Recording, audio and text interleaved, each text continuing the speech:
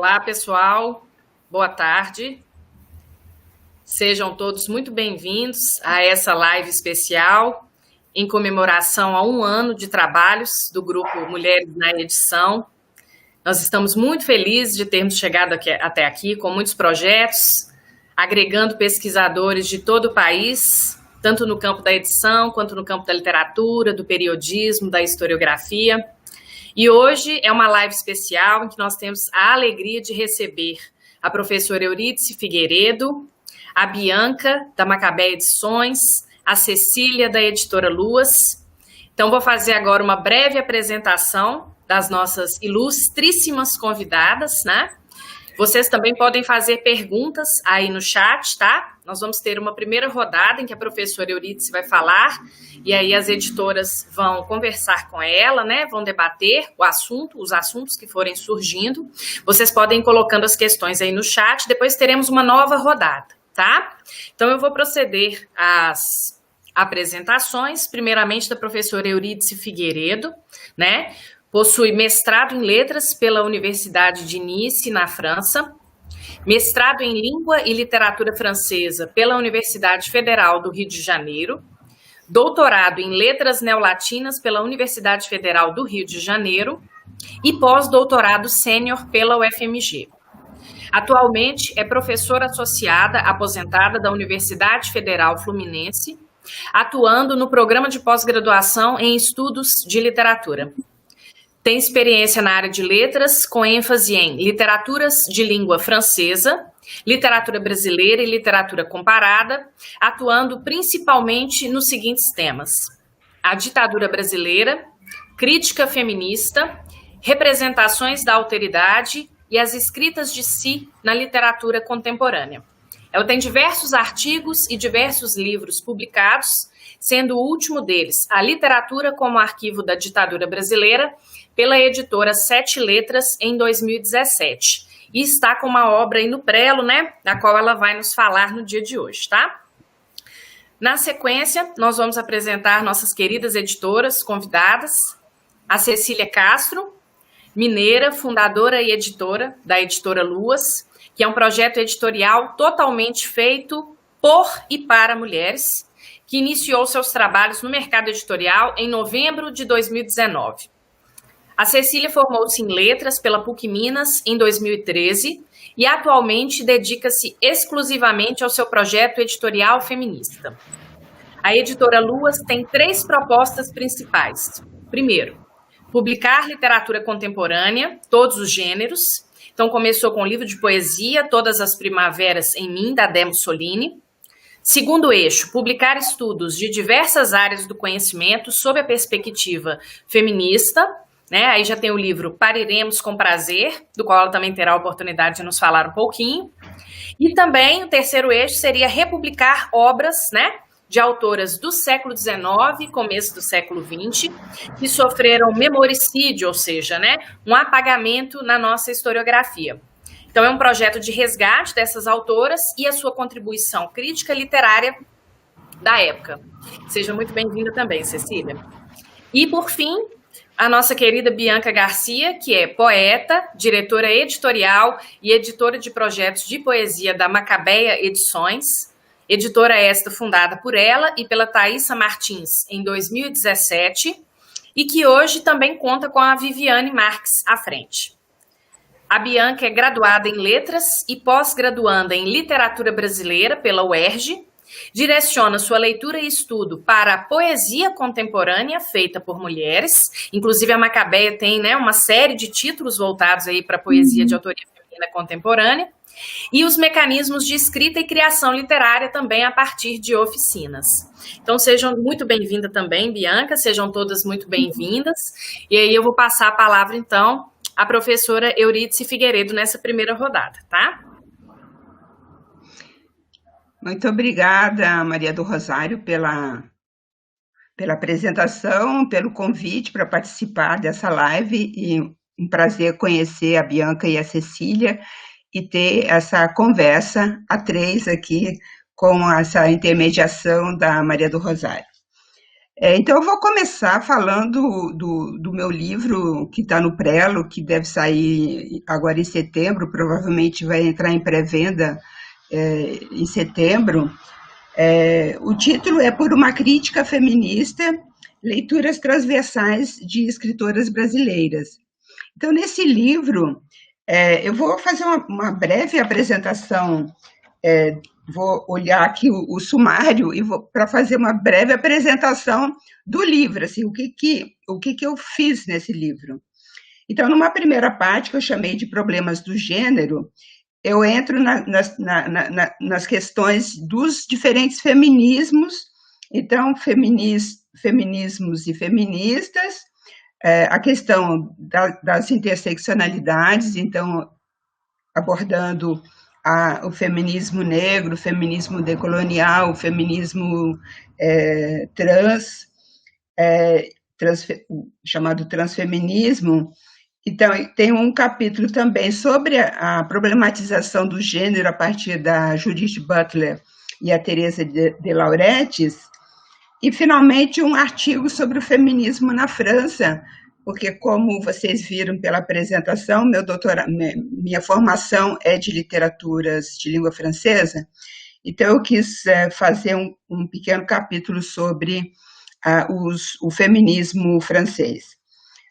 Na segunda parte, que eu chamei de O Cânone e a Margem, eu trabalho justamente com essas escritoras que, por alguma razão, não entraram no cânone. Um caso é o da Júlia Lopes de Almeida, uma escritora do final do 19 e início do 20, que foi uma escritora muito reconhecida na época, e caiu mais ou menos no esquecimento, tanto é que na nossa formação, eu digo na minha formação, eu nunca ouvi falar da Júlia Lopes de Almeida. Eu li literatura brasileira desde criança e fui descobrir a Júlia Lopes de Almeida muito recentemente. Então, eu faço um capítulo teórico sobre a questão da historiografia e do cânone, depois eu falo da Júlia Lopes de Almeida, e uma terceira parte, eu analiso algumas escritoras que estão fora do cânone.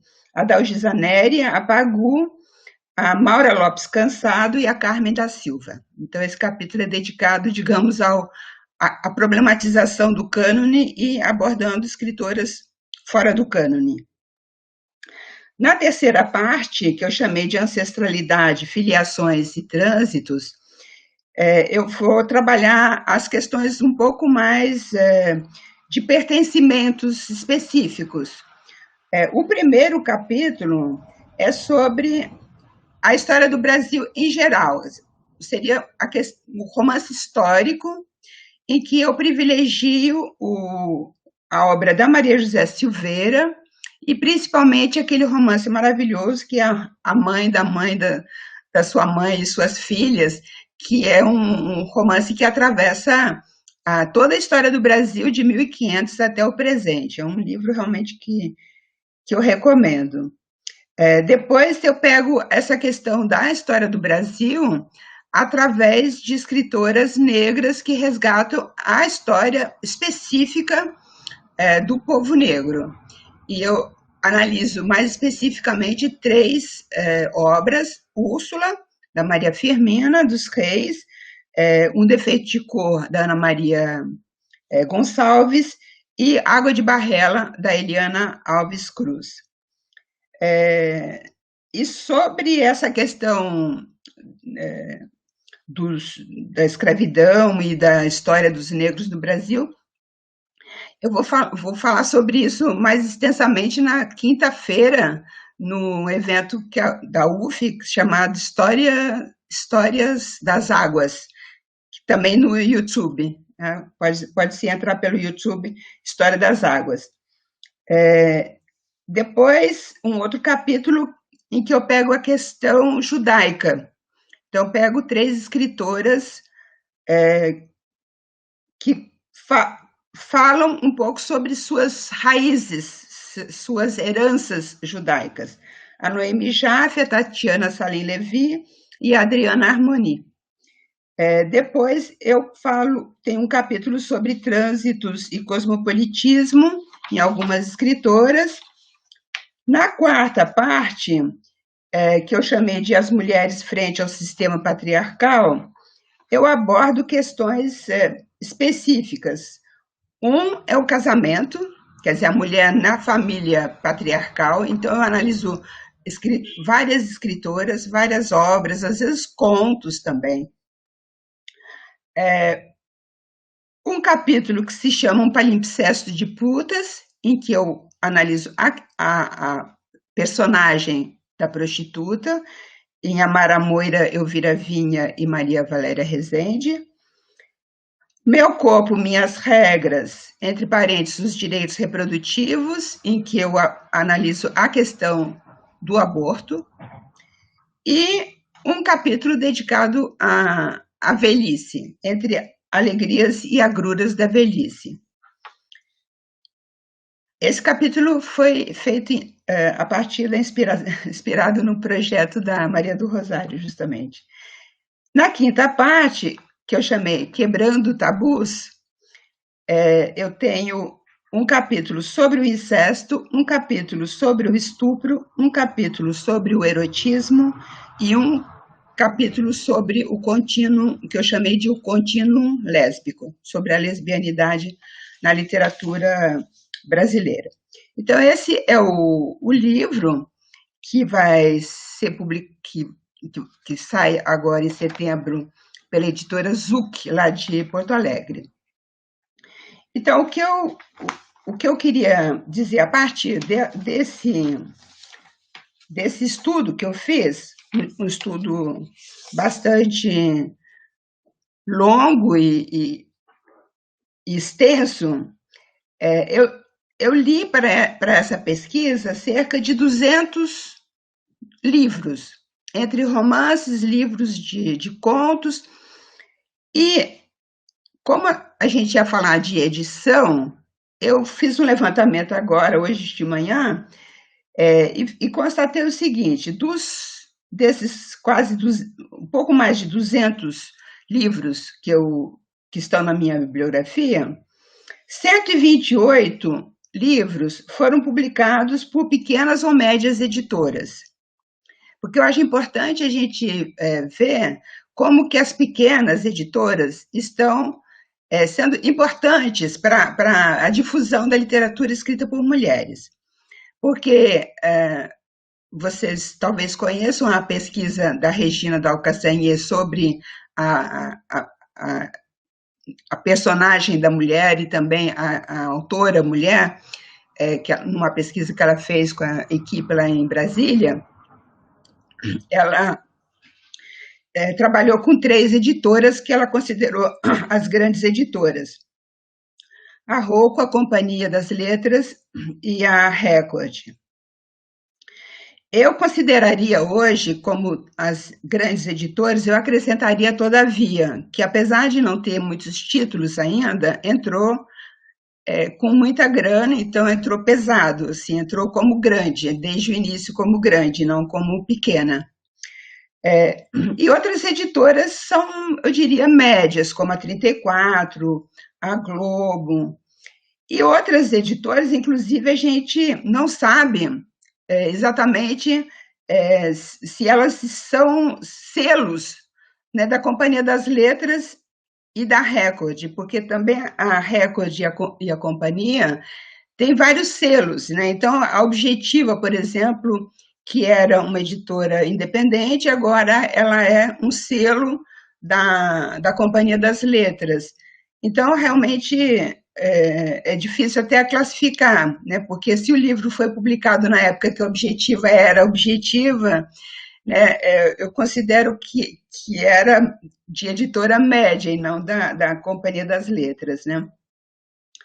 Então, eu só destaco assim, algumas editoras que eu chamo de pequenas, que estão publicando muitas mulheres, como, por exemplo, a Patuá, que eu chamo de pequena porque, em termos de mercado, ela é pequena, mas ela, se você olha o número de títulos que ela publicou, ela é enorme, porque ela tem realmente muitos títulos publicados.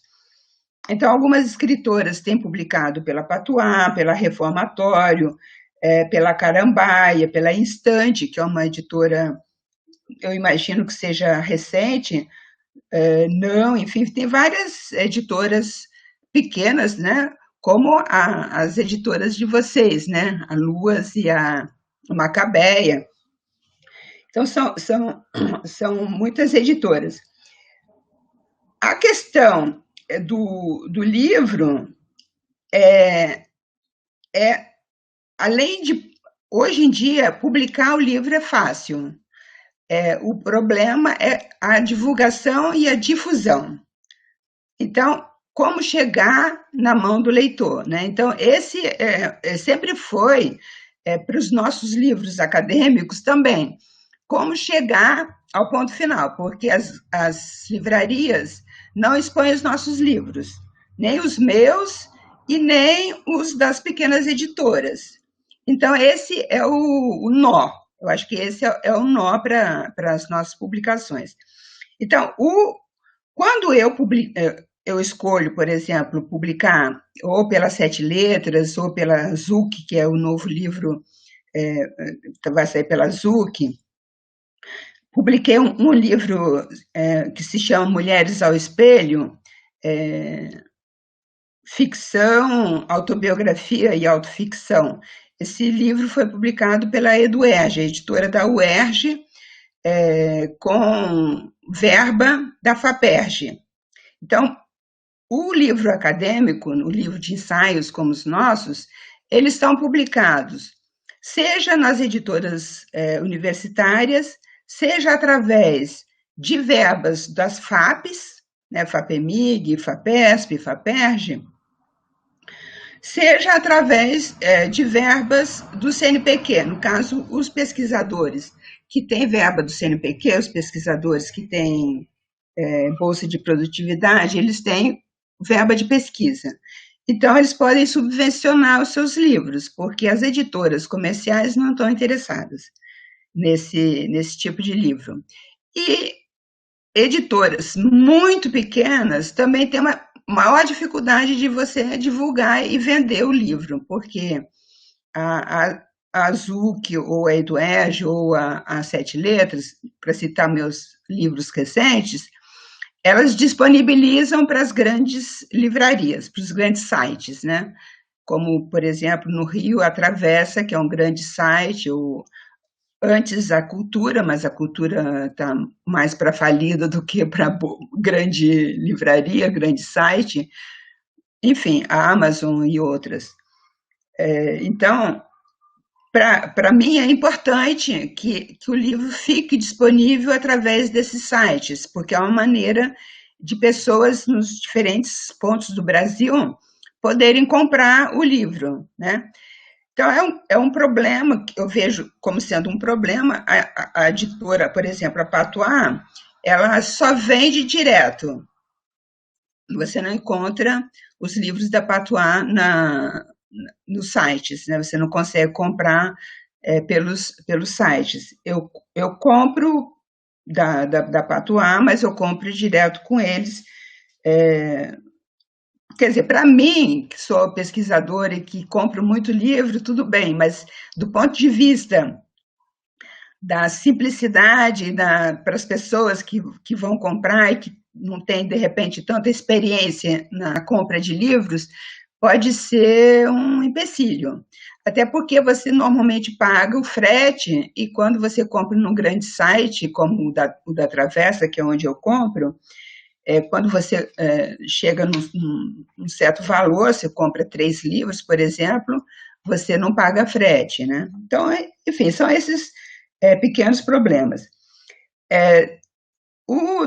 A outra observação que eu posso fazer nesse corpus que eu usei, que eu li, que eu trabalhei, é que as autoras negras, elas são todas publicadas pelas editoras especializadas em literatura de negros, com exceção de Um Defeito de Cor, da Ana Maria Gonçalves, que foi publicado pela Companhia, ou pela Record, já nem me lembro agora. Enfim, foi por uma grande, eu acho que foi pela Record, na verdade. A grande maioria das obras, né, da Conceição Evaristo, da Eliana Alves Cruz, da Cidinha, da Geni, enfim, várias, da Miriam Alves, enfim, todas essas escritoras que já são bastante conhecidas, elas são publicadas pelas editoras especializadas, que são 5, principalmente, as que eu conheço, né? As que eu identifiquei, a Malê, a Palas, a Masa, a Nandiala e a Figura de Linguagem, que é uma editora pequena, recente, lá de Porto Alegre.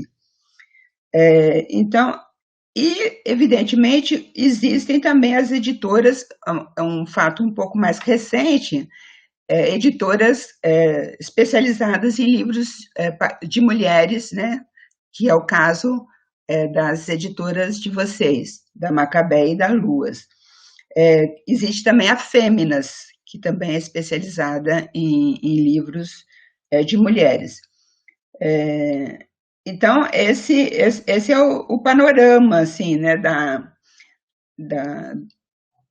situação das publicações, tanto nossas, de ensaístas, de pesquisadores, né, quanto das pessoas que querem publicar, seja romance, conto ou poesia. O crescimento é muito grande.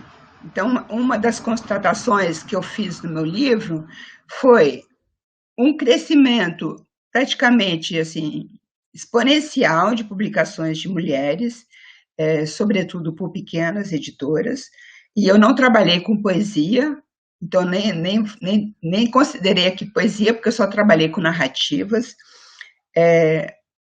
Um crescimento também de movimentos de mulheres, de coletivos de mulheres e de editoras mulheres também, né? Então, isso aí é um movimento que vai todo junto, tudo vai junto, não é uma coisa isolada, né? Então, são muitas mulheres escrevendo ficção e poesia, e teatro também, mas que também eu não trabalhei, muitas mulheres na edição e muitas mulheres também na universidade, trabalhando sobre mulheres. Eu até coloquei no Facebook outro dia, que eu estou co-organizando um número da revista Criação e Crítica lá da USP, e para esse número, um número de revista tem normalmente 20 artigos no máximo. Nós recebemos 115 artigos. Então, vocês veem como que tanto professoras quanto estudantes, né, de doutorado, de mestrado, estão estudando, lendo e publicando, querendo publicar artigos científicos sobre a literatura de mulheres. Então, realmente, é um momento, assim, ao mesmo tempo que nós temos um retrocesso do ponto de vista político no Brasil, nós temos também uma presença e uma combatividade das mulheres que estão realmente à frente de vários trabalhos, né, na área de letras, na área das publicações. Então, eu acho que é isso um pouco que eu tinha, assim, que eu tinha anotado aqui, fiz um pequeno roteiro para não me dispersar demais. Eu acho que, para mim, assim, nessa pesquisa que eu fiz nos últimos 3 anos, o Facebook foi um espaço assim, que foi importante para a divulgação de livros. Eu comprei muitos livros porque eu vi a divulgação no Facebook.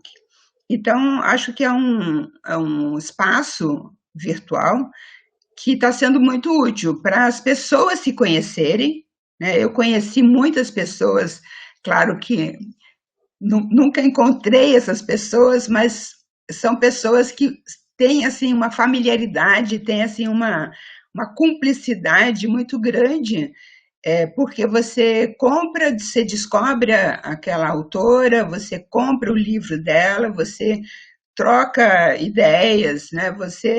Então você tem esse espaço que para mim, pelo menos na minha percepção, nesses últimos 3 anos, é, o Facebook funcionou muito bem para divulgar. O livro que eu fiz sobre a ditadura, né, as obras que tematizam a ditadura, o arquivo da ditadura brasileira, esse livro realmente, o espaço que eu tive de divulgação foi pelo Facebook. E eu tive bastante retorno, bastante feedback das pessoas, reação das pessoas, e então acho que foi realmente muito útil. Então acho que eu descobri várias autoras, vários livros no Facebook. Então acho que o Facebook tem sido realmente um espaço, apesar de todos os problemas do Facebook, eu acho que está sendo realmente um espaço interessante. Então é isso. Para uma primeira rodada, eu passo a palavra para a Cecília e a gente vai rodando, tá bom? Certo. Boa tarde a todos e todas que estão aqui presentes. Tanta coisa que a professora Euridice falou que eu estou assim, gente, como que a gente vai tentar, né, um pouquinho de cada coisa. Mas antes de tudo, eu queria muito agradecer, né, ao Mulheres na Edição por esse evento e também por esse 1 ano, né, de existência que tem contribuído muito e eu tentando participar de alguma forma junto com a editora Luas, porque, e aí eu já vou entrando, né, numa coisa que eu gostaria de trazer, assim, uma coisa que eu acho muito importante no processo atual, né, editorialmente falando, em termos editoriais, é de fato esse encontro entre as partes que tem a ver com o livro, né? A mulher que escreve, a mulher que lê, a mulher que produz, as professoras, as pesquisadoras, todas essas. Eu estou aqui falando mulher, gente, mas é todo mundo, mas a questão, né, dessa união das mulheres, no sentido, no caso dos nossos projetos editoriais, que é de fato para poder viabilizar como se fosse um correr contra todo esse processo histórico, né, que as escritoras, que nós mulheres dentro da produção do livro, ficamos defasadas, né, por uma questão histórica, cultural, que a gente sabe.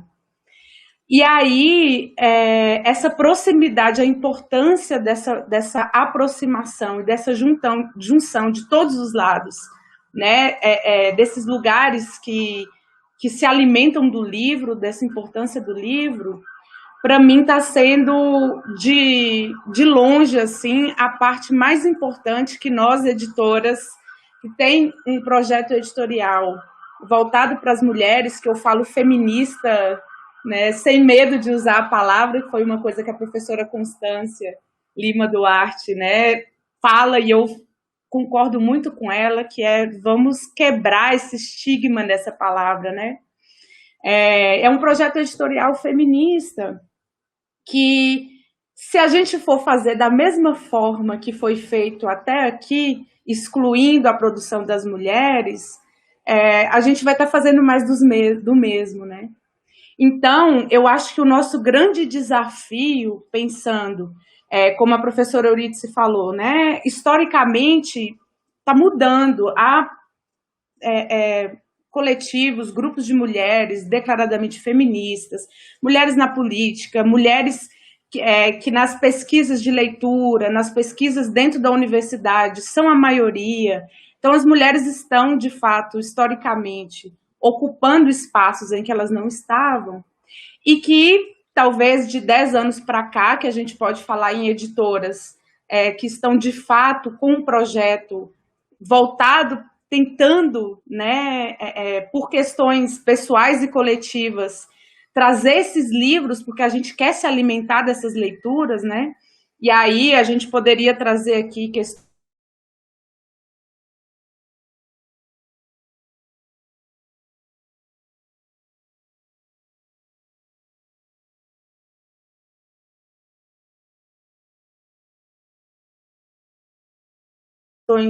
em relação a quem é essa. Oi, gente. Voltei. Desculpa, a minha internet aqui deu um problema. Mas, enfim, são tantas questões novas, né? Tantas questões novas, pensando num protagonismo editorial. E aí, por exemplo, mulheres na edição, né? Elas estão, as professoras Annelisa, a Renata, a Rosário, estão fazendo pesquisas, inclusive de casas editoriais dali da década de 70, 80, né? Que foram criadas por mulheres, enfim. Mas talvez uns 10 anos para cá, ou até 5 anos para cá, é que a gente está com projetos editoriais muito específicos, que eu acredito que sejam necessários nesse momento, porque, de fato, trazem conteúdos, livros escritos por mulheres que ainda as grandes editoras não querem publicar.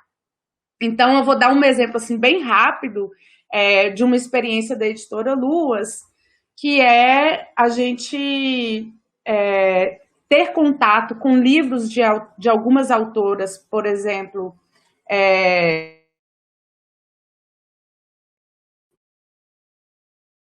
especificamente de duas autoras, uma sobre o ecofeminismo, que é a Vandana Shiva e a Maria Mais, e a outra que é um livro sobre percepção de fertilidade nos Estados Unidos. São livros que foram traduzidos para vários idiomas e tal, há 25 anos, e ainda não chegam no Brasil.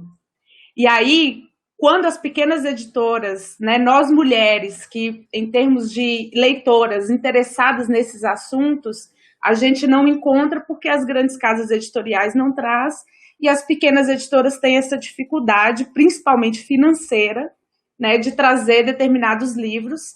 E mesmo com a questão da produção local, tem toda uma questão também, né, de que o livro é caro produzir um livro, de que as mulheres também estão em defasagem nas questões econômicas, enfim, a gente ficaria aqui 3 dias, né, para poder conversar todas as problemáticas, né?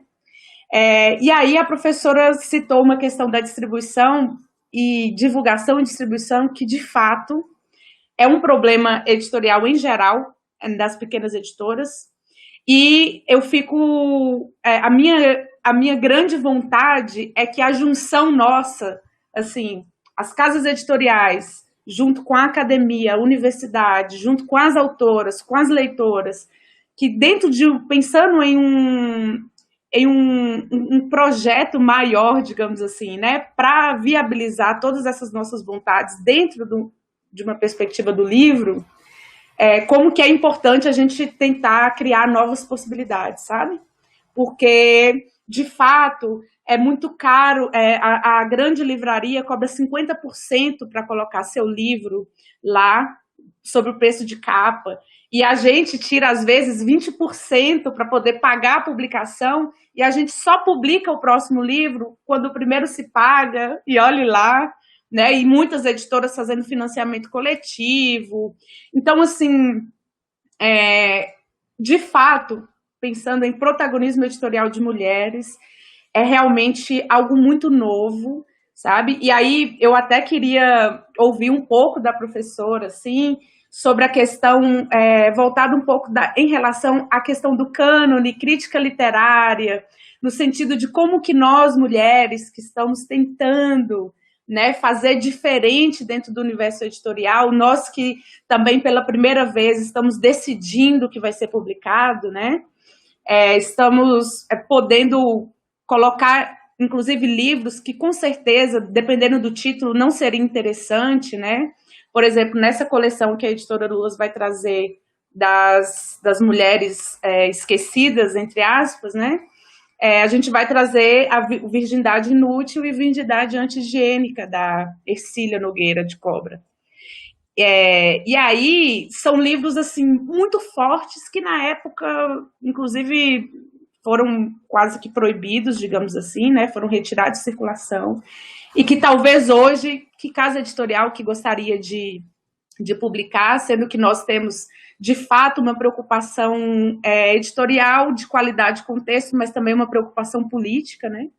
Mas enfim, eu queria ouvir da professora um pouco, né, pensando nesse diálogo da gente fazer, né, entre editoras, entre professoras, pesquisadoras, leitoras, autoras, né, o que você acha, assim, como você acha que é possível nós mulheres, né, querendo fazer diferente dentro do mercado editorial, a gente não repetir os mesmos erros, né, de exclusão dessas mulheres, em termos de...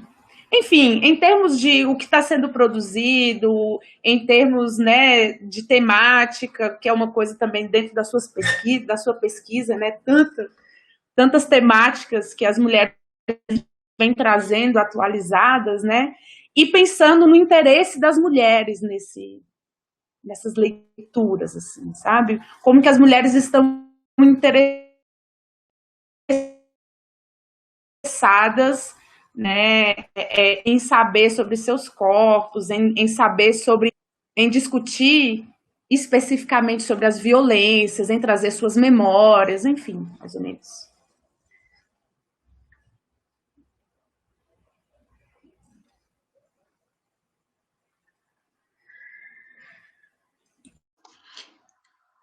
Acho que agora a gente vai ouvir a Bianca, né? Que não falou nada até agora. Bianca. Oi, primeiramente, muito obrigada pela oportunidade de participar desse bate-papo. Obrigada, professora Ana Elisa Ribeiro, que convidou a Macabeia. Obrigada a vocês pelas falas muito oportunas, né? Professora Eurídice, Cecília.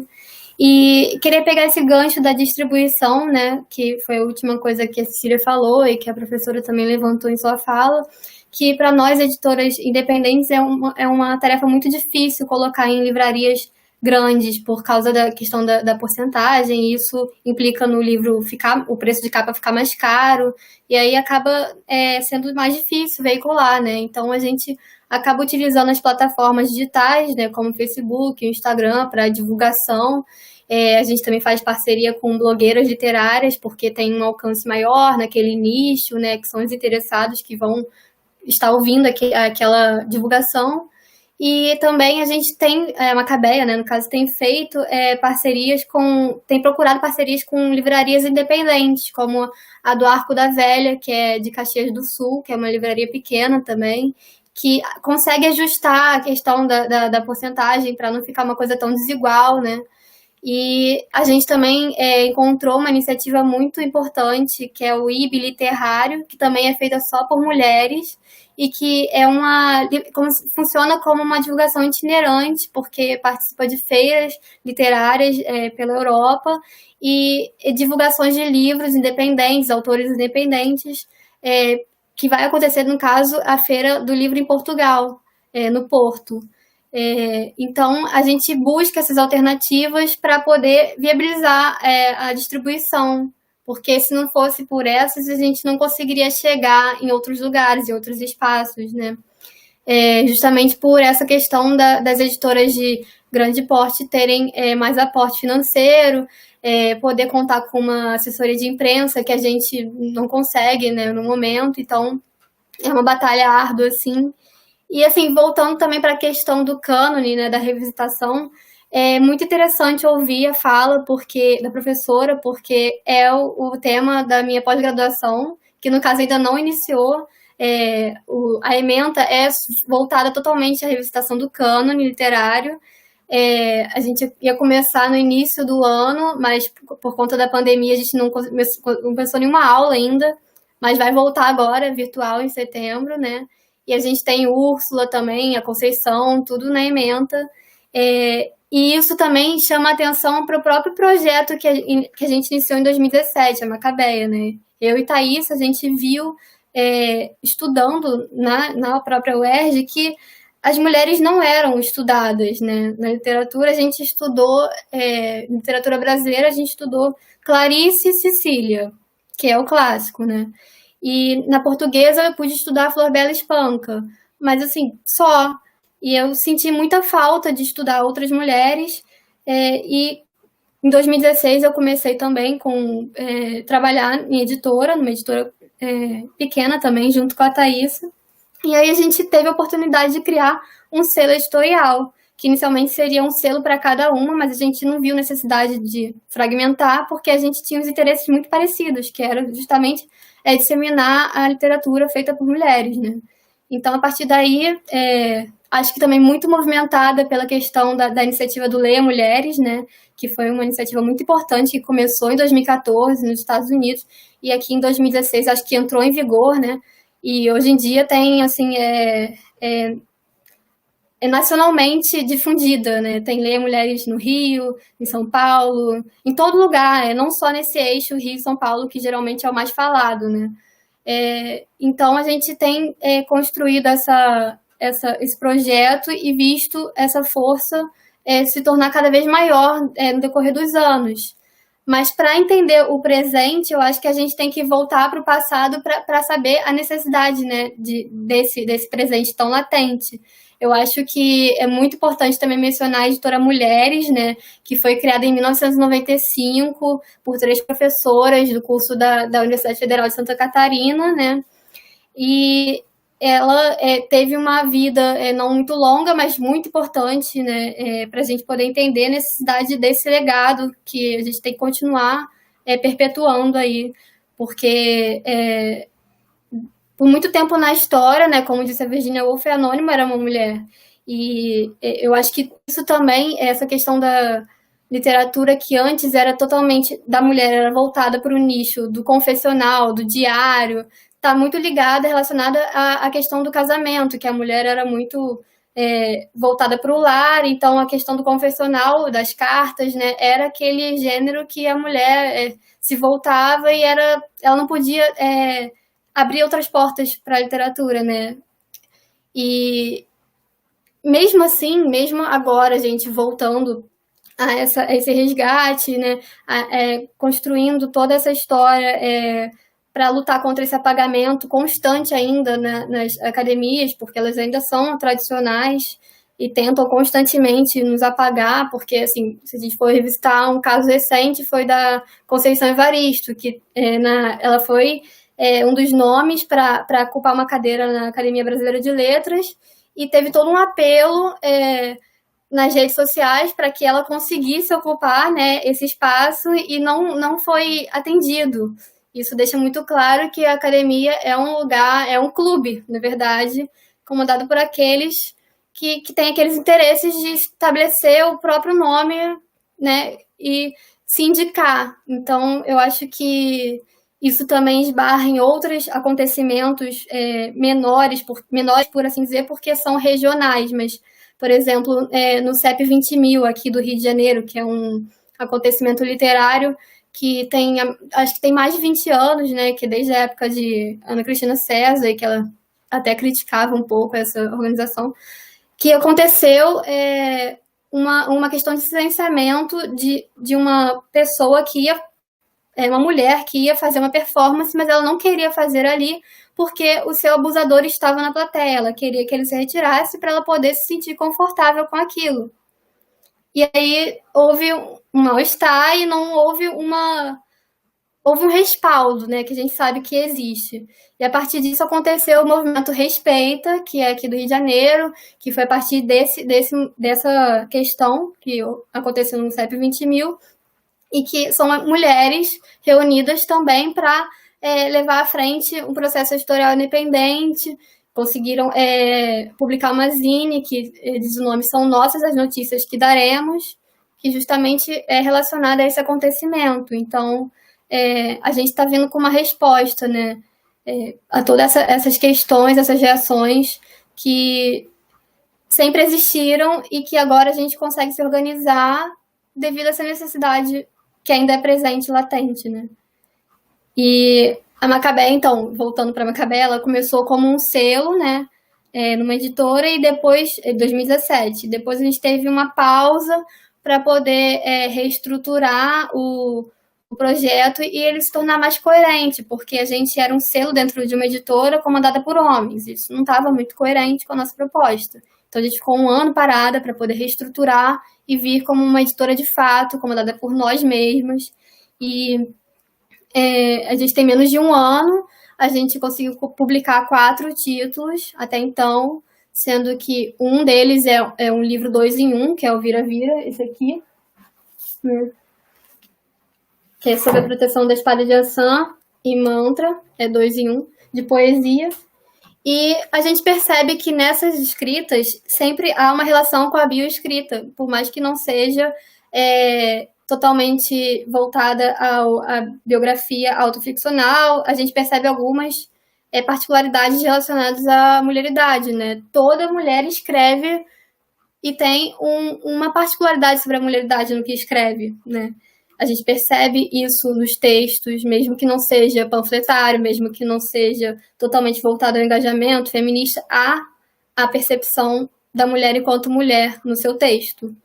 E isso também diz respeito ao nosso título, né? Que é assim, Macabeia Edições, não é à toa, porque a Macabeia, na sua morte, ela tem a consciência de que ela é mulher e que mulher nasce mulher desde o primeiro vagido, e o destino de mulher é ser mulher, né? É a catarse dela no momento, reconhecimento de si. Então foi por isso que a gente escolheu esse nome e tudo mais.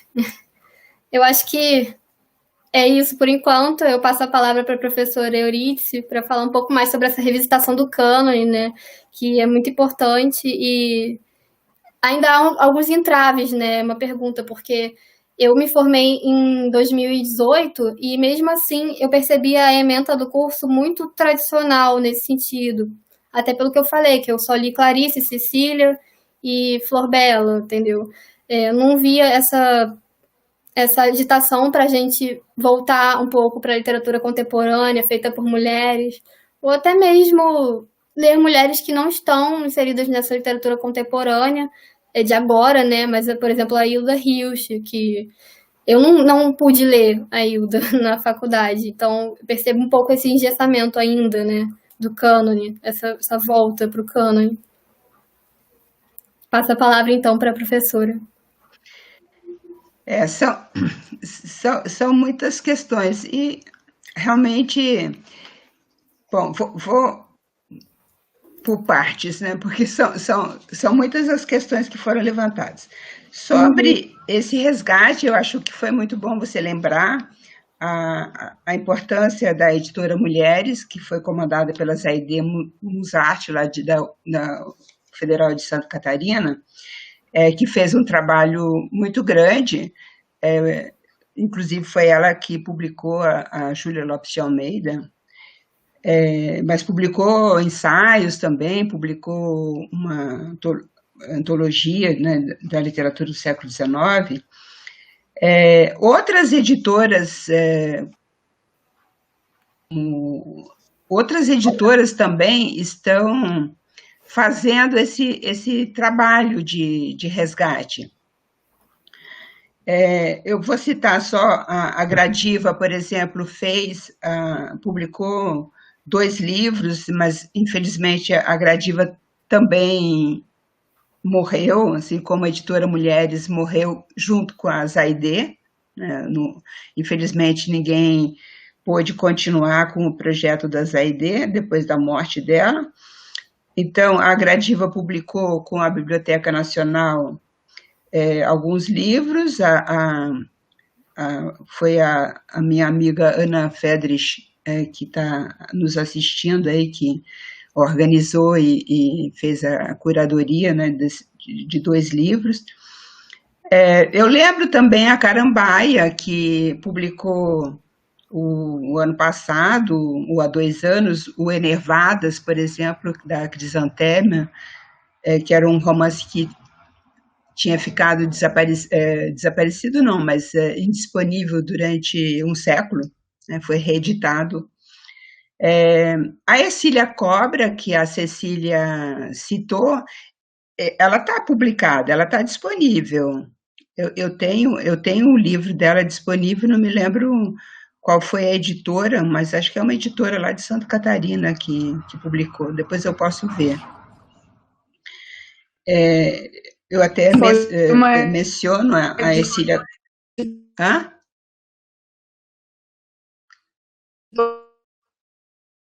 Bom, não sei se a Cecília quer responder. Enfim, mas... Não, eu só fiz... só comentei. Mas você viu essa edição da Ercília Cobra, Cecília?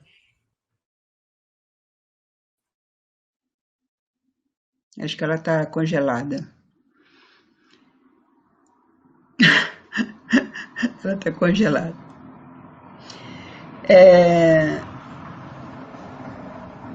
Enfim, são muitos os livros que podem e devem ser reeditados.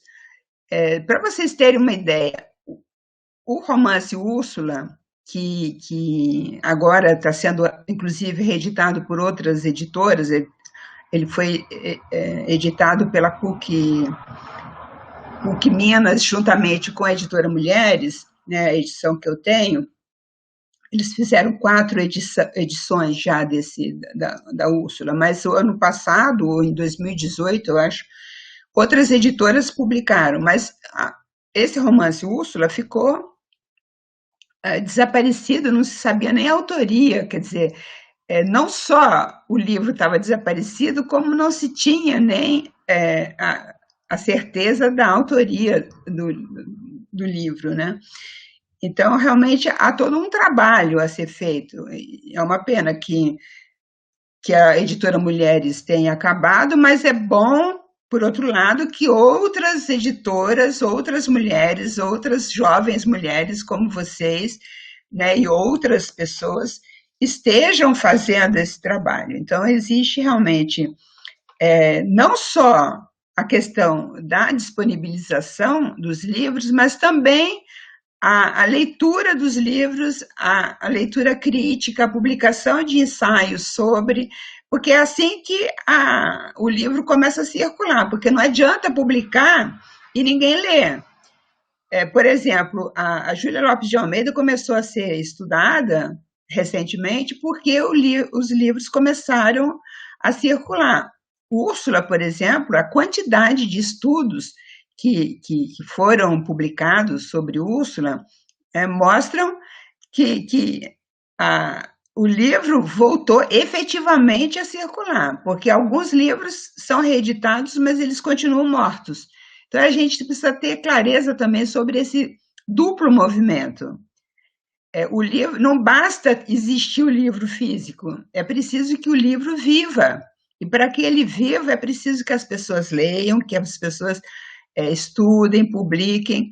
E aí eu chego na questão da universidade. Realmente se lê muito pouco as mulheres, justamente porque a universidade ainda repete modelos mais tradicionais. Então, o fato de nós estarmos estudando a literatura brasileira contemporânea já é um sinal de que não existe um bloco monolítico. A universidade não é um bloco monolítico. Existem pessoas, existem professores e professoras, principalmente, né, que estão estudando literatura brasileira contemporânea e estudando mulheres, né? Eu poderia dizer também, estudando autores que tematizam a resistência, as questões ligadas à ditadura. Tudo isso é uma parte, talvez, pequena da universidade que esteja fazendo, mas é uma parte dinâmica. De qualquer modo, entra dentro dessa dinâmica do mundo. O mundo nunca é um movimento só. São sempre fluxos e refluxos, são sempre movimentos para frente, movimentos para trás, movimentos para todos os lados. Nós estamos sempre nesse movimento, né? Nesse devir, né? Então, por exemplo, vocês falaram dos diferentes selos. A Record tinha um selo que se chama Rosa dos Tempos, que ficou sumido durante muitos anos. E agora ele voltou um pouco devagar com toda essa crise aí, mas já tem publicado títulos, né, nesses 2, 3 últimos anos, né? Então, é importante a gente mostrar também esses movimentos, né? Então, você fecha, mas depois você abre, reabre, né? Você está sempre indo para um lado e para o outro, né? Positivo e negativo, né? Para frente e para trás. E um outro tema que vocês levantaram, que é um tema assim, que aparece bastante no meu livro, na última parte, que é essa questão dos temas tabus, é importante a gente ver não só que as mulheres têm escrito muito mais e publicado muito mais, como principalmente as jovens, as autoras jovens, têm escrito muito sobre a violência. Então, a quantidade... Eu fui fazendo levantamento, quando eu fiz esse capítulo sobre estupro, por exemplo, eu fui fazendo levantamento e aí eu tive de parar, assim, eu não podia falar sobre todas as obras, porque havia tantas obras, seja nos contos ou em romances, porque eu só trabalhei com narrativas, era assim, uma quantidade muito grande. Então, vocês veem que realmente nós vivemos num país, e recentemente a gente teve esse caso aí escandaloso da gravidez da menina de 10 anos, nós vivemos num país extremamente violento, com uma violência sexual muito forte, muito terrível, o feminicídio também, altas taxas. O Brasil é um dos países em que existe mais, né, o maior número de feminicídios. A Patrícia Mello escreveu um livro justamente sobre feminicídio, que se chama Mulheres Empilhadas, é um verdadeiro libelo contra o feminicídio. Então, esses temas, né, como o feminicídio, a violência no casamento, o estupro, o incesto, são questões que estão aparecendo de uma maneira muito mais forte nos últimos 20 anos, né, digamos no século XXI. E, por outro lado, você tem também, era uma das preocupações, ou uma das questões para mim nesse livro, era ver como que as mulheres estavam falando sobre o corpo da mulher. Porque, inclusive, a questão do erotismo. Como as mulheres falam do seu corpo. Porque o corpo é realmente a questão chave, né? A violência toda é contra o corpo da mulher. E a mulher sempre, quer dizer, tradicionalmente, sempre não, mas tradicionalmente, a mulher foi educada para não falar do seu corpo. Foi educada dentro do que se chamava pudor. Então, era esconder o corpo, não falar do corpo. A Virginia Woolf diz isso claramente, explicitamente, que ela tinha dificuldade de falar do corpo, dificuldade de falar da sexualidade. Então, a partir dessa indagação da Virginia Woolf, eu fiquei assim, e a partir também das minhas leituras da literatura francesa, que o meu background é de literatura francesa, eu percebia que havia uma espécie de descompasso entre a liberdade das francesas e a pouca liberdade das brasileiras a encarar questões assim bem fortes, né, que são traumáticas para as mulheres, como o incesto, como o estupro, como a violência no casamento. Como falar sobre isso? Falar sobre sua própria sexualidade, né? Então, são essas questões que estavam me atravessando.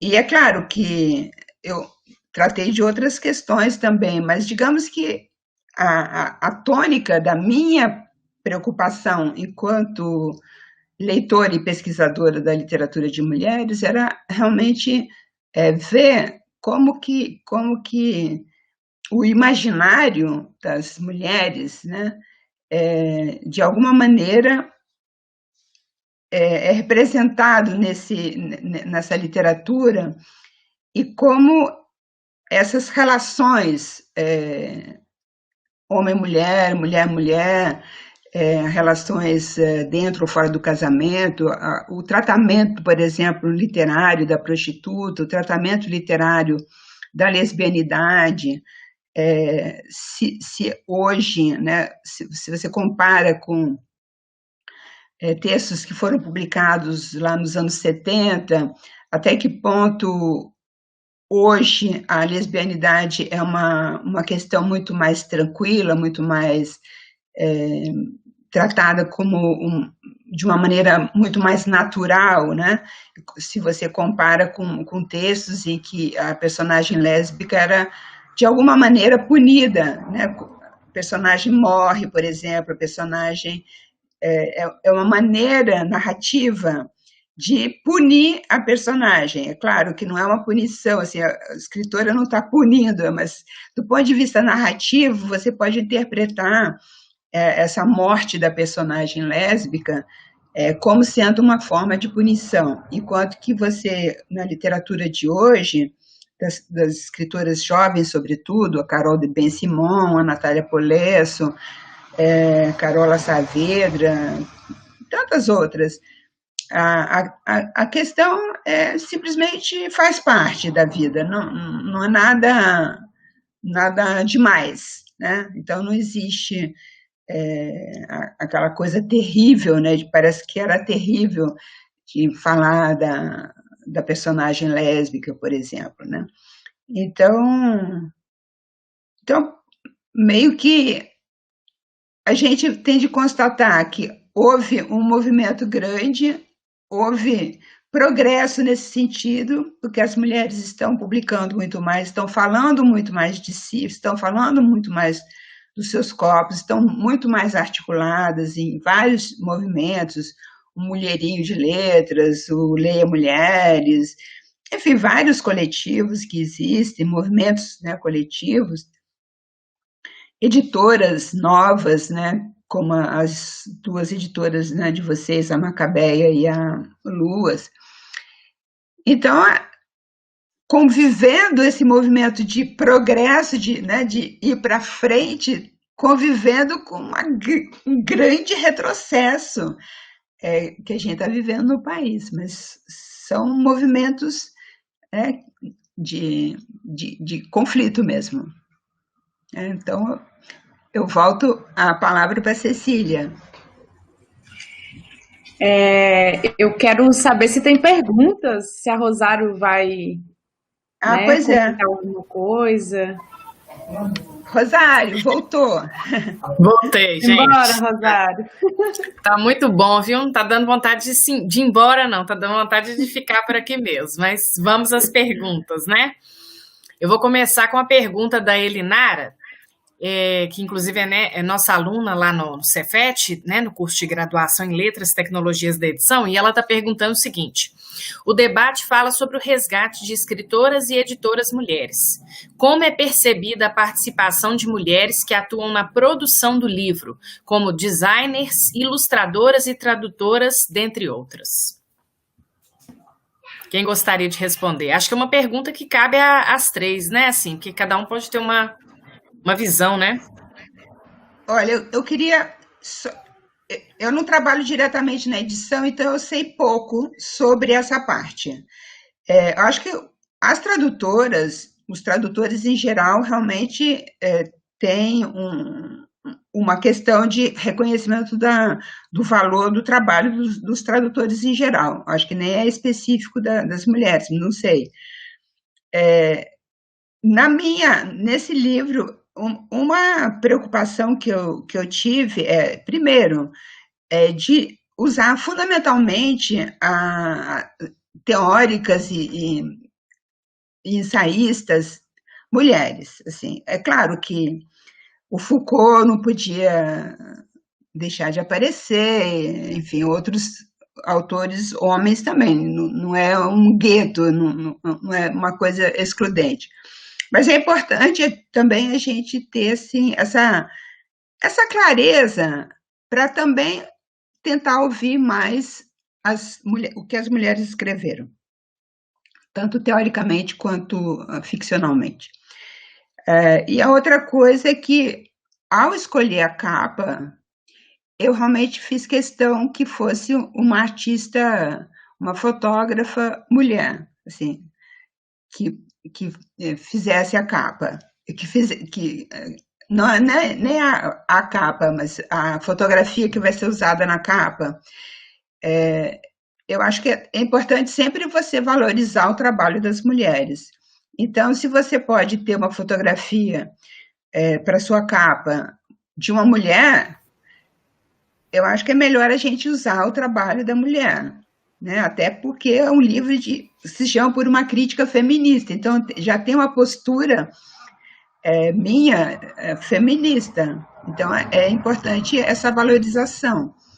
Agora, do ponto de vista da produção mesmo, eu não posso falar porque eu não trabalho com a edição, vocês duas podem falar.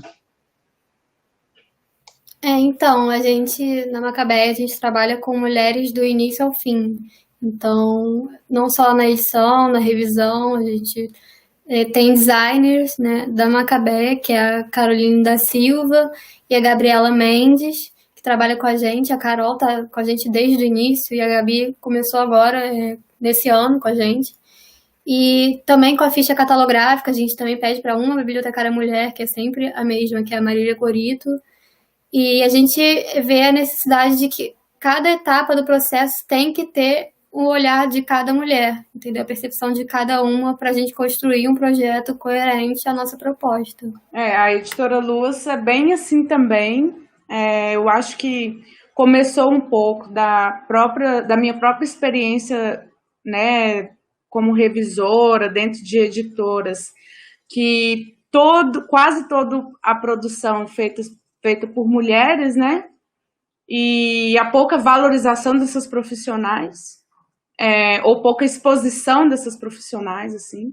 Então, eu acho que nós, como editoras, né, a Luas, assim como a Macabeia e outras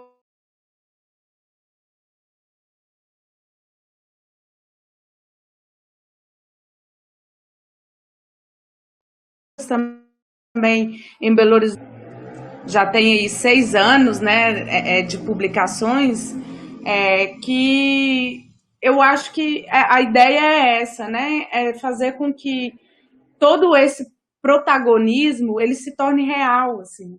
Então, não faz sentido ser de outra forma, né? É preciso que a gente realmente faça com apoio entre as mulheres para que, de fato, seja um protagonismo de mulheres. Porque cada profissional traz a sua experiência, inclusive de exclusão em outros lugares, né? Então, a gente estabelece acordos que talvez não exista em outras editoras, não sei, mas de apoios mútuos em projetos diferenciados. Então, a Editora Luas conheceu uma escritora que agora está fazendo parte de um projeto de tradução, sabe? Então, a gente está trocando também esses lugares profissionais, né, que cada uma...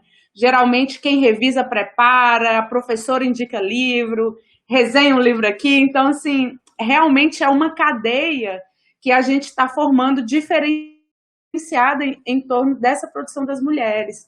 Então, como a professora falou, se a gente pode colocar, né, é um projeto de protagonismo de mulheres. Não faz o menor sentido ser diferente disso. Isso não quer dizer que é contra os homens, né? Porque eu fui questionada uma vez. Então, o seu projeto exclui os homens? E aí eu falei, não, o nosso projeto, os homens são muito bem-vindos, inclusive queremos muito que os homens leiam os livros das mulheres, que os homens compram, deem de presente, sabe? E os homens progressistas estão afim mesmo, sabe? Mas todas as decisões, toda a produção feita por mulher, de fato, traz uma outra perspectiva, traz o diferente que a gente está querendo, assim. Né? Então, eu acho que há uma invisibilização das mulheres em geral e há um movimento nosso, atual aí, de uns anos para cá, querendo modificar essa realidade. Então, a gente está fazendo isso no perrengue mesmo, aos poucos, tentando, sabe? Errando também, mas eu acho que de fato, tem um movimento consciente, sabe? Editorial, também das próprias escritoras, né? Enfim.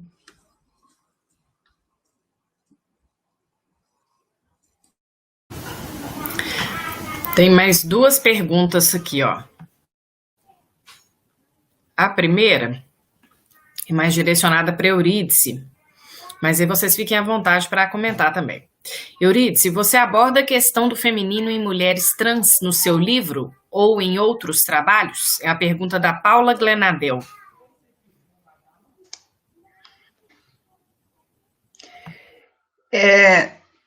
Sim, não muito, mas sim. Eu trabalhei com o livro da Mara Moira, Se Eu Fosse Puta, parte de um capítulo, e no pequeno capítulo que se chama Transfeminismo, eu mencionei assim a questão do ponto de vista mais teórico. Então,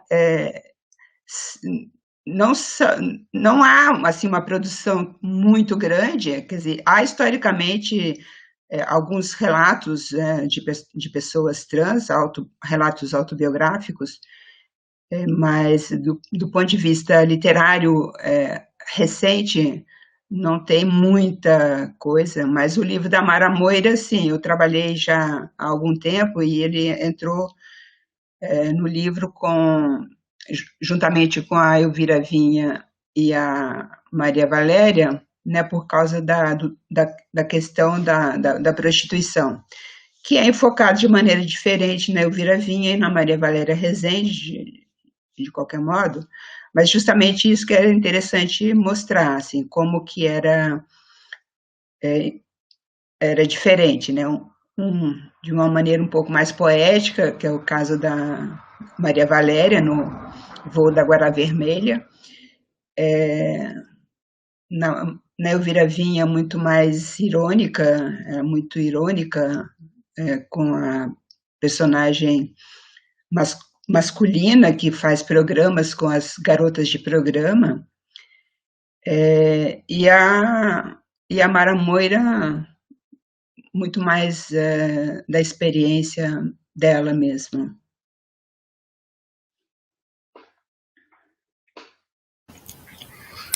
Eu ia falar que, eu tô lembrando aqui, vendo a pergunta dela, tem uma personagem trans no livro da Giovanna Madalosso também, né? Que é o Tudo Pode Ser Roubado. Sim, eu falo, que é secundária, né? Sim, eu falo dessa personagem do romance da Giovanna Madalosso, e tem também um personagem trans no romance da Márcia Tiburi, que é uma viagem só pode ser sem volta, alguma coisa assim. Não me lembro exatamente o título, mas é sobre a viagem que deve ser sem volta. É um romance enorme, muito grosso da Márcia Tiburi, e é interessante porque o personagem ele não fala da sexualidade dele, ele é um homem, ele mora, é um brasileiro, mas que mora na Alemanha, e ao longo do romance ele não fala da sexualidade dele, e é no momento em que ele fica sabendo que o pai morreu, quer dizer, quando o pai morre, ele começa a falar da sexualidade dele. Então, ele era, na verdade, uma pessoa intersexo, né, pelo que eu entendi, que teve o sexo designado ao nascer, sexo masculino, e que, nesse momento, então, ele começa a querer assumir o papel feminino. né? Então, eu diria que é um personagem intersexo, embora o romance não explicite muito, não entre muito em detalhes, não. Mas é interessante. E a personagem da Giovanna Madalosso é um personagem muito positivo, né? É a única pessoa com quem a protagonista realmente tem uma relação mais de amizade.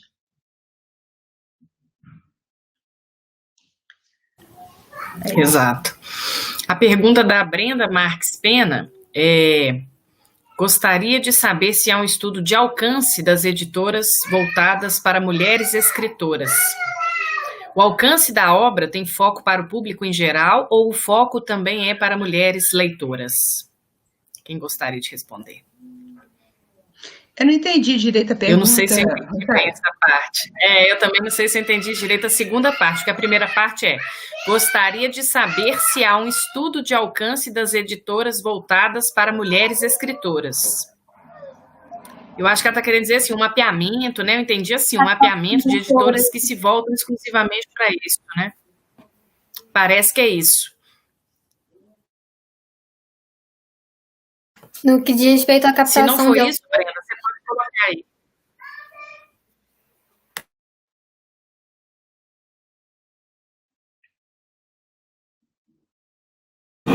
Pode falar, Bianca. Eu estava falando só que se não for isso, né? Se a gente não tiver entendido direitinho, que ela pode colocar no chat e aí a gente refaz a pergunta, mas pode comentar. Eu entendi como se fosse a captação de novas autoras, não sei se seria isso. Mas assim, na Macabeia a gente tem, além do projeto editorial, né, de publicação, tem o blog também. Então a gente recebe materiais para publicação no blog, que toda terça sai um material novo, e a gente recebe bastante coisa.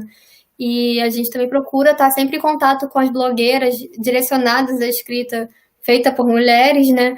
Justamente para essa captação ser mais orgânica possível, para que o recebimento do material seja de iniciativa da própria escritora, né? Mas que está sempre aberto para novas escritoras, nesse sentido do blog e de avaliação de originais mesmo de publicação. A gente tem uma fila, né? Não sei se eu respondi a pergunta.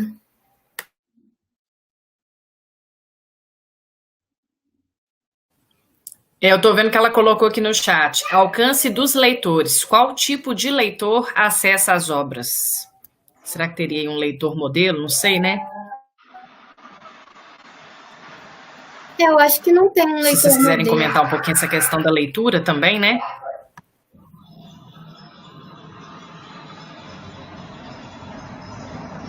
Eu acho que não tem. Desculpa. A gente não conseguiu mapear ainda o leitor modelo, né? Mas assim, a gente percebe no estudo assim, do próprio Instagram mesmo, que é onde a gente recebe mais contato, né, de vendas ou de contato mesmo para falar algo. A gente percebe que a maioria é mulheres, mas também homens costumam consumir e comprar, né? Mas um mapeamento certeiro assim, de qual é o perfil do leitor, a gente não tem. Ela colocou lá, ó, tem 2 pontos na pergunta, os 2 eixos, autoras e leitoras, como é o alcance? Então, acho que é isso mesmo que você está comentando, né? Não tem um leitor modelo, mas, né? Você quer falar, Cecília?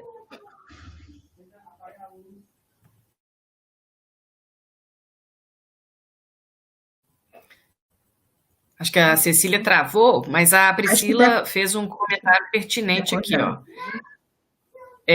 Acho que ela caiu.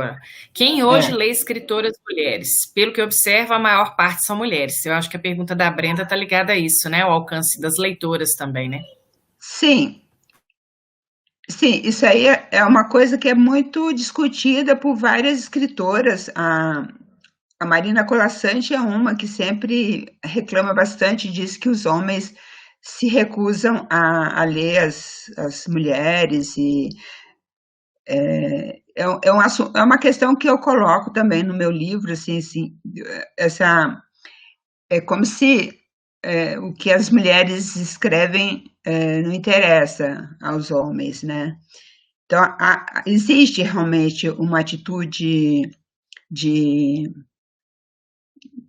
falta de interesse, talvez, como um certo desprezo, um certo menosprezo, achar que os livros escritos por mulheres não são bons, não são interessantes para eles, mas também tem homens que leem, não é uma coisa absoluta, é uma tendência, assim, a maioria principalmente dessas escritoras menos reconhecidas, escritoras não canônicas, né? Se você pega a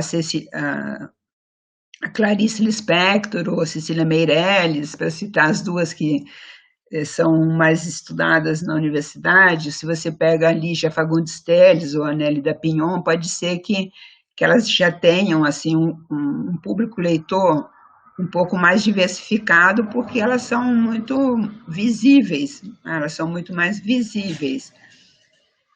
Enquanto que jovens escritoras tendem a ser lidas por mais mulheres, mais leitoras, que estão mais interessadas e também se identificam mais com esses romances. Acho que as mulheres estão ávidas por ler mulheres. Há uma necessidade, há uma busca realmente desse contato com o que as mulheres estão escrevendo. Acho que realmente é um momento de muita busca por cumplicidade, por identificação, por tentativa de se descobrir melhor, se conhecer melhor através da leitura. Então, acho que realmente há essa predominância de leitoras, realmente.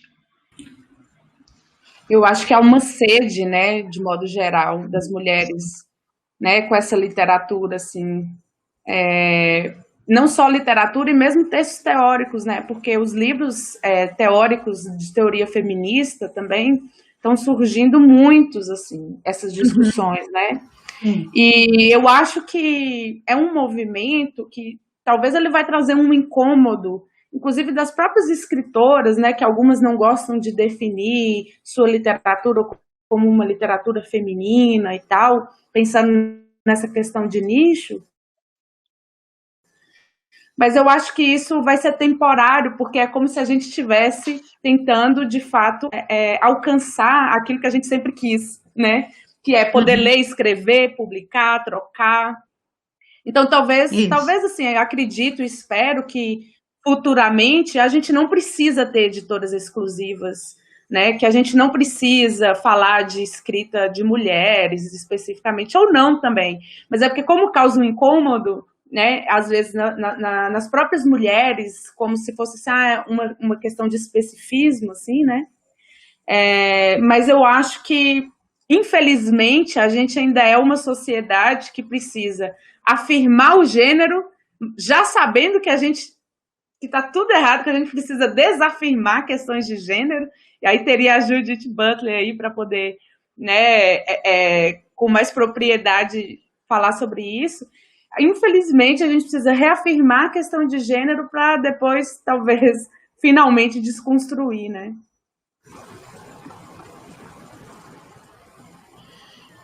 Sim.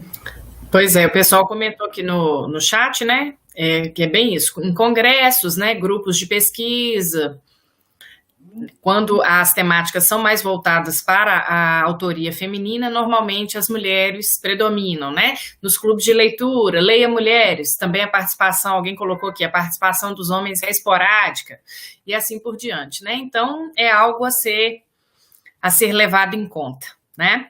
Gente, ter a participação de vocês foi ótimo, né? Vamos nos encaminhando para o final. Foi muito bom, né? Mas antes da gente... de nós nos despedirmos, né, totalmente, eu gostaria de chamar aqui as minhas queridas colegas Anelisa Ribeiro, Paula Renata Moreira, né, para que a gente possa fazer o encerramento oficial, digamos assim, do encontro, né?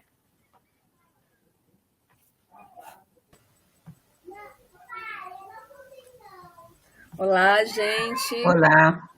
Boa tarde. Boa tarde. Primeiro, gostaria de agradecer muitíssimo tanto a professora Eurídice, a Bianca, a Cecília, estava aqui nos bastidores assistindo tudo, me deliciando, participando do chat, querendo que a conversa se prolongasse. E um jeito de dizer que essa conversa vai se prolongar é justamente o Grupo Mulheres na Edição, né? A gente gostaria de dizer que está muito feliz com esse primeiro ano, com a dimensão que os encontros foram tendo. E sobre esse evento especificamente, nessa finalização, eu gostaria de agradecer muito. E é que a Alicia, que está aqui nos ajudando, nos bastidores, a toda a equipe do Aula Aberta, que tem feito esse trabalho de colocar os vídeos, de ajudar a editar, a própria Anelisa, que teve um trabalhão nesses últimos dias, um trabalhão que teve muitos frutos. Não sei se vocês já passearam pelos vídeos, tem vídeos interessantíssimos de temáticas afins. E também ao Cefet, né, na nossa pós-graduação, com ênfase em edição, no nosso curso de letras, e a FAPEMIG, que é onde nasce especificamente nosso projeto.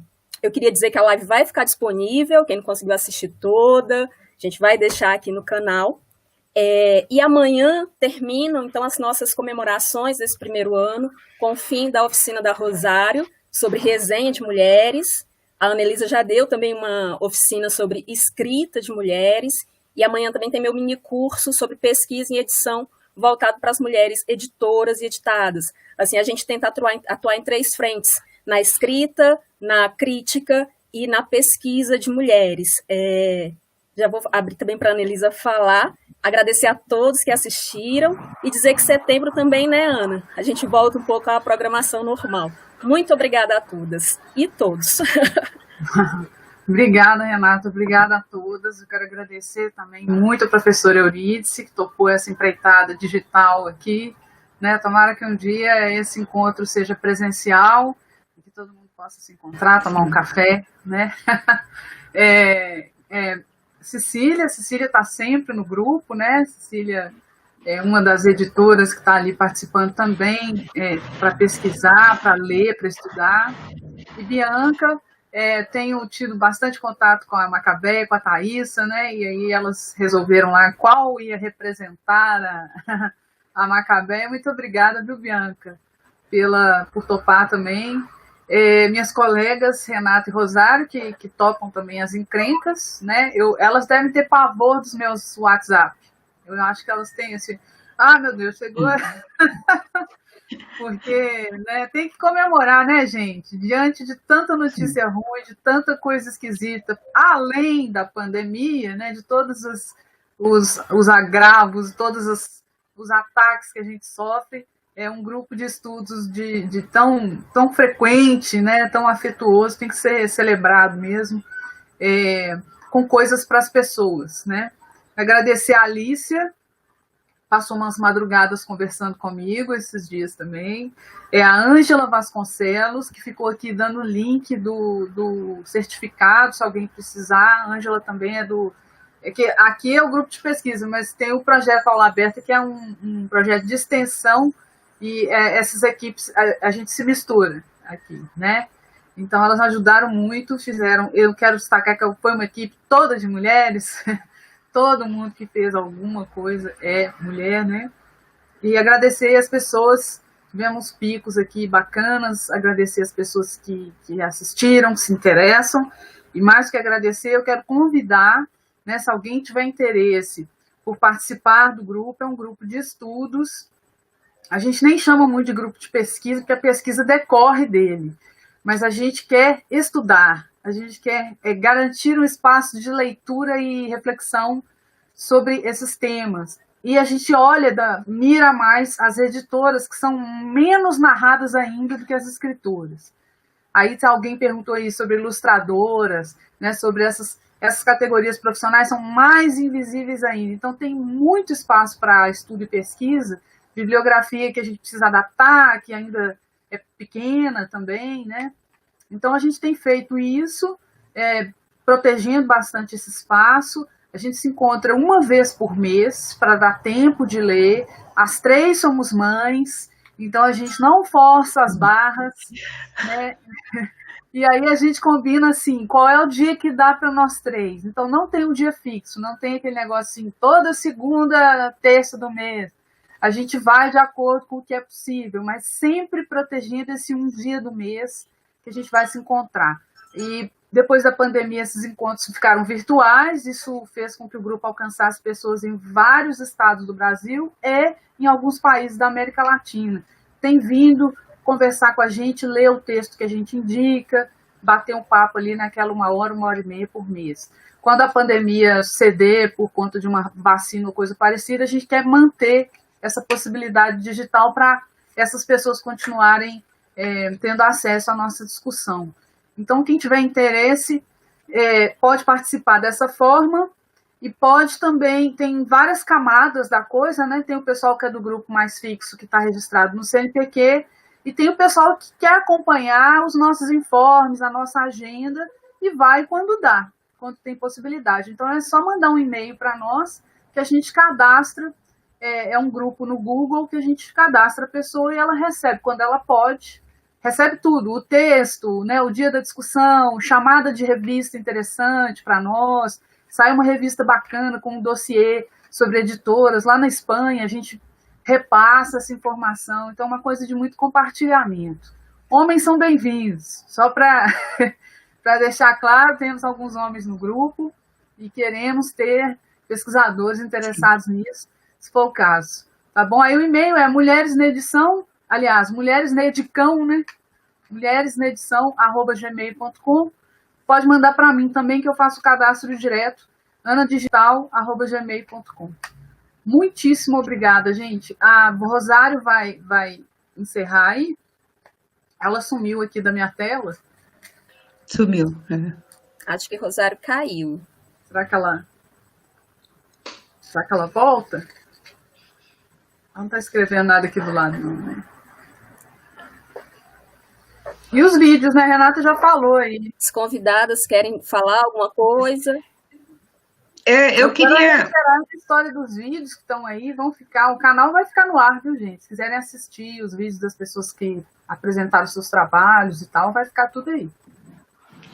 Eu queria só dizer uma coisa que acho bem interessante continuar com essa forma digital, forma remota, porque durante esse período da pandemia, eu acho que nós aprendemos muito. Diante da impossibilidade de fazer reuniões, assim, no início do ano, eu tive assim, a primeira defesa de tese no mês de março, por meio digital, e realmente foi uma descoberta. Eu não conhecia nenhum aplicativo, além do Skype clássico, que todo mundo conhecia, e durante esse período eu já participei de várias lives, e acho que é uma maneira assim, muito interessante da gente chegar muito mais longe, ter pessoas do mundo inteiro. Na verdade, você pode ter gente de qualquer lugar do mundo. E eu estou achando assim, realmente muito interessante você poder falar para pessoas de vários lugares. Então, eu só vou repetir o título do meu livro, fazer minha propaganda aqui, Por uma Crítica Feminista, Leituras Transversais de Escritoras Brasileiras, editora Zucchi de Porto Alegre. Em setembro, começamos a pré-venda. Então... Oi, Euridice, uma colega da Argentina já me mandou um zap aqui pedindo para avisar quando seu livro sair. A Ivana Mihal. Como que é interessante, eu acho que durante assim, a maior desgraça que foi essa pandemia, e ainda junto com o pandemônio, né, do notável, a gente consegue fazer alguma coisa positiva. Eu acho que eu tenho dito isso para as pessoas, assim, é importante a gente perceber que a gente pode fazer diferente também, né? É claro que o encontro presencial é uma delícia, mas o fato de você poder, de uma maneira muito simples, muito barata, né? Você está em casa e você poder falar para pessoas que estão na Argentina, ou que estão na França, na Espanha, ou que estão no Rio Grande do Norte e no Rio Grande do Sul, né? Essa possibilidade é realmente muito, muito, muito boa. Realmente a universidade que sempre foi taxada de fechada, eu estou achando maravilhoso poder, né, quebrar todos os muros e falar para as pessoas aqui diretamente do meu escritório, né, sem precisar sair de casa. Isso. Já temos muitas colegas de alguns países aí com a gente. E colegos também. O que faz, gente? Rosário voltou e caiu de novo, né? Acho que a gente pode despedir, porque a internet, tanto dela quanto da Para Cecília, ela tá mais também difícil estáveis. lá, né? A Cecília voltando. Então, você quer encerrar, Renato? Você que pegou a abertura. Eu só quero novamente agradecer a todos e todas, ou todas e todos, colocando-nos em preferência, e convidar para participar do grupo, seguir o Instagram, o Facebook. A gente sempre coloca novidades por lá, tanto do grupo quanto relacionados ao contexto geral dos estudos femininos. E agradecer a todos que participaram. Uma série de colegas, professores, alunos estão aqui e vocês nos alegraram muito com a presença, com os comentários. Muito obrigada de novo aos convidados e até a próxima atividade, não é isso? Muito obrigada.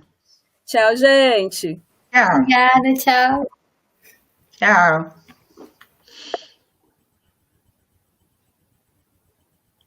Rosário voltou aí.